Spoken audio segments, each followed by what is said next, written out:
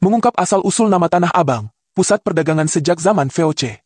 Tanah Abang, sebuah kawasan yang terletak di Jakarta Pusat, adalah salah satu pusat perdagangan tertua dan paling terkenal di Indonesia. Kawasan ini dikenal sebagai pusat tekstil dan fashion terbesar di Asia Tenggara, dengan pasar Tanah Abang sebagai ikon utamanya. Namun, di balik kemegahan dan keramaiannya, Tanah Abang menyimpan sejarah panjang yang menarik untuk diungkap. Nama Tanah Abang sendiri memiliki asal-usul yang unik, terkait dengan kondisi geografis dan perkembangan sosial masyarakat Batavia, sekarang Jakarta, pada masa lalu.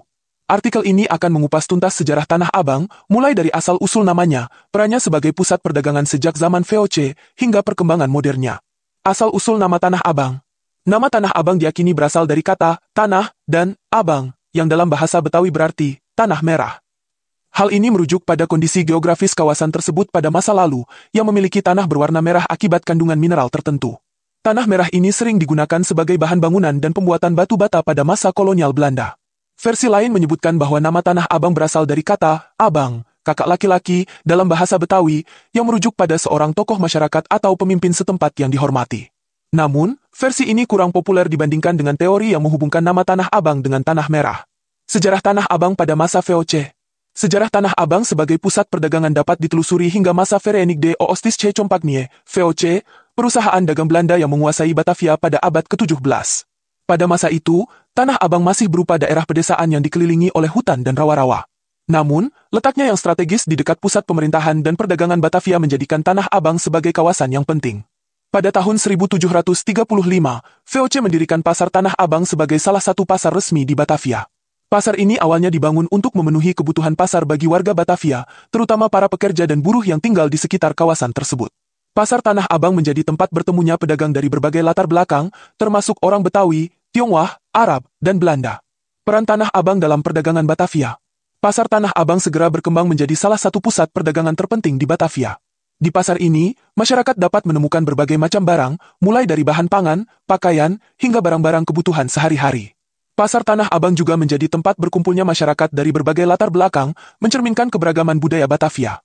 Selain sebagai pusat perdagangan, Tanah Abang juga menjadi tempat tinggal bagi banyak pedagang dan pengusaha. Kawasan ini semakin ramai dengan hadirnya masyarakat dari berbagai etnis, termasuk orang Betawi, Tionghoa, Arab, dan India.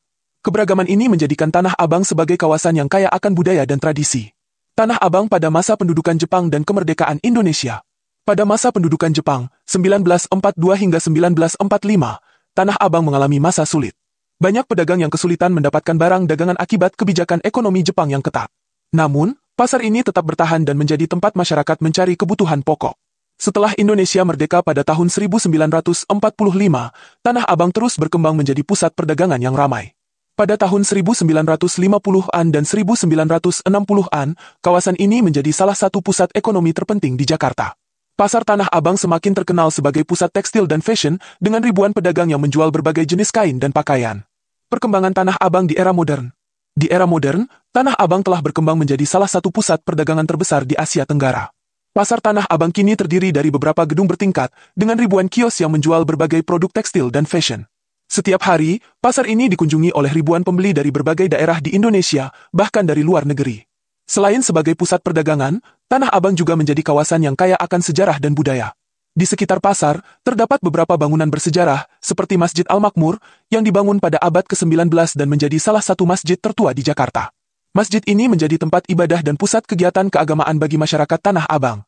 Tantangan dan masa depan Tanah Abang. Meskipun telah mengalami perkembangan pesat, Tanah Abang juga menghadapi berbagai tantangan, seperti kepadatan penduduk, kemacetan, dan masalah kebersihan. Pemerintah Jakarta terus berupaya untuk mengatasi masalah ini dengan melakukan berbagai pembenahan, seperti pembangunan infrastruktur dan penataan ulang kawasan pasar. Kedepan, Tanah Abang diharapkan dapat terus berkembang sebagai pusat perdagangan dan ekonomi yang modern, tanpa kehilangan nilai sejarah dan budayanya. Dengan dukungan pemerintah dan masyarakat, Tanah Abang dapat menjadi contoh nyata keberhasilan pembangunan yang berkelanjutan. Kesimpulan, asal-usul nama Tanah Abang mencerminkan sejarah panjang dan transformasi yang menarik. Dari tanah merah yang digunakan sebagai bahan bangunan, hingga menjadi pusat perdagangan terbesar di Asia Tenggara, Tanah Abang telah melalui berbagai fase perkembangan yang membentuk identitasnya saat ini. Kawasan ini tidak hanya menjadi simbol kemajuan ekonomi, tetapi juga menyimpan nilai sejarah dan budaya yang tinggi. Meskipun telah mengalami modernisasi, Tanah Abang tetap mempertahankan nuansa tradisional dan keberagamannya, menjadikannya sebagai salah satu kawasan paling ikonik di Jakarta. Referensi: Heuken, Adolf. Historical Cities of Jakarta. Jakarta, Ciptaloka Caraka, 1982. Syahab, Alwi. Betawi, Queen of the East. Jakarta, Republika Penerbit, 2004. Sejarah Tanah Abang, pusat perdagangan sejak zaman VOC. Kompas, 22 Maret 2021. Pasar Tanah Abang, dari masa kolonial hingga modern. Republika, 28 Februari 2020. Masjid Al-Makmur, saksi bisu sejarah Tanah Abang.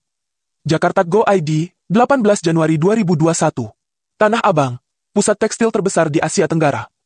The Jakarta Post, 10 September 2018.